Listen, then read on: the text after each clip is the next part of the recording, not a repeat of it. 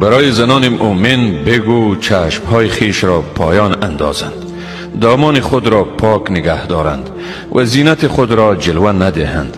به جز آنچه از آن به طور عادی نمایان است، و باید ایشان چادرهای خیش را بر گریبان خود اندازند و زینت خیش را جلوه ندهند مگر به شوهران خیش یا پدران خیش یا پدران شوهران خیش یا پسران خیش یا پسران شوهران خیش یا برادران خیش یا پسران برادران خیش یا پسران خواهران خیش یا زنان همکیش خیش یا بردگان خیش یا خدمتگاران مردی که تمایلات شهوانی ندارند یا اطفالی که هنوز احساس جنسی در آنها بیدار نشده است،